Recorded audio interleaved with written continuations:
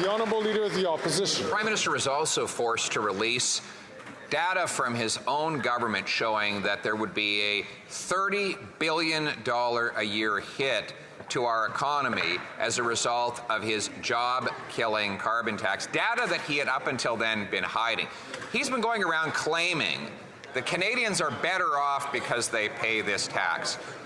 Did the calculations that went into his 8 out of 10 talking points include this $30 billion a year cost to the Canadian economy and to Canadian families?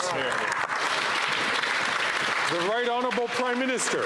Mr. Speaker, the Parliamentary Budget Officer has confirmed that 8 out of 10 Canadians in jurisdictions that have the federal carbon price in them get more money back from the Canada carbon rebate than they pay with this price on pollution.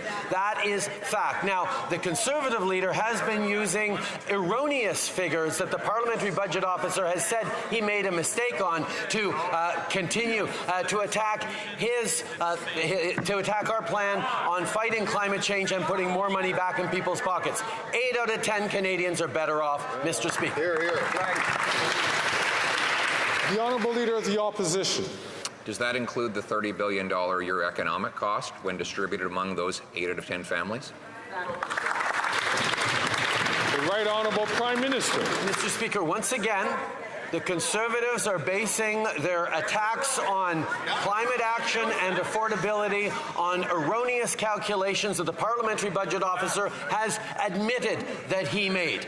The fact that the Parliamentary Budget Officer also calculated without making any mistakes that 8 out of 10 Canadians are better off with the Canada carbon rebate and the price on pollution means that we are not only fighting climate change and bringing down emissions, we're also putting more money back in the pockets of Canadians who need support right now, money that the Conservative Party wants to take away.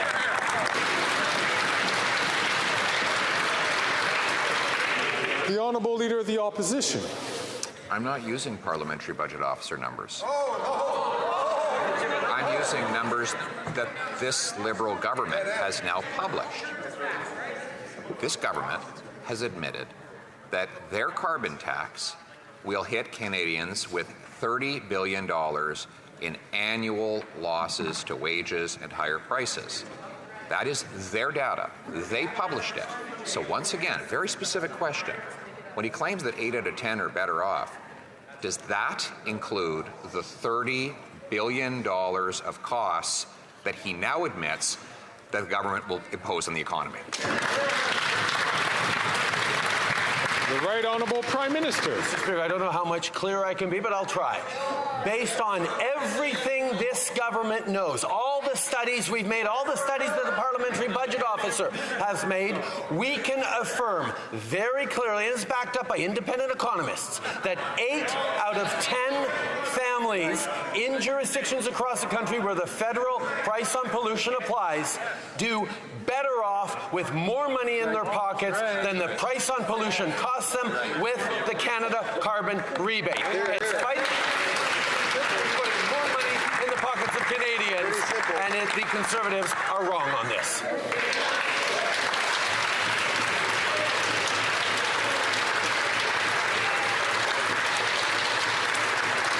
The Honourable Leader of the Opposition. He can't say yes, because he knows that when you take the $30 billion a year and divide it by the 17 million Canadian families, then you come up with almost $2,000 per Canadian family based on numbers published by his own government.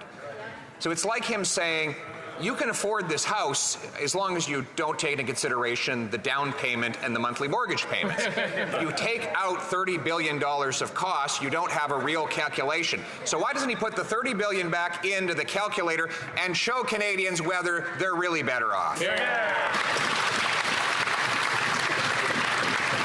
The Right Honourable Prime Minister. It's actually quite stunning to see the leader lay it out so clearly that all of his math depends on one factor that he believes, which is climate change isn't real, according to the Leader of the Opposition.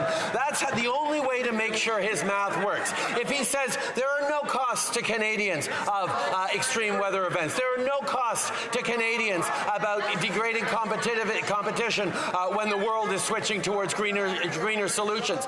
If you don't believe in climate change, then his math works. But if you know that climate change is a real threat to Canadians and the economy, then we need to act, and that's what we're doing.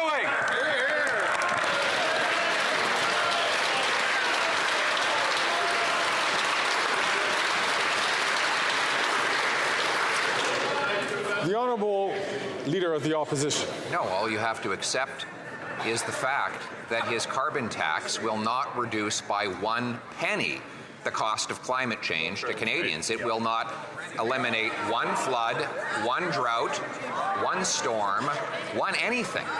His carbon tax literally does nothing to change the weather or the climate.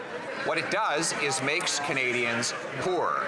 So will he finally admit that all along he's been misleading Canadians, that he knew, he had the data, that Canadians pay more and get less and get screwed over by the carbon tax?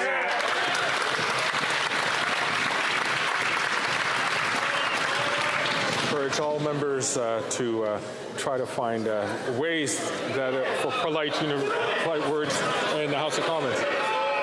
The Honourable Leader, the Right Honourable Prime Minister. Once again, Mr. Speaker, the only way the Conservative leader's math makes sense is when he believes that climate change has no cost for Canadians. Canadians right across this country are seeing the impact of climate events, the impact of the need to innovate and create greener, cleaner jobs for the future as we deliver our resources to the world. The fact that he doesn't believe in climate change means that he doesn't believe that climate action that puts more money in people's pockets is worth it. Well, that's exactly where we disagree, and we're going to continue to help Canadians get through this.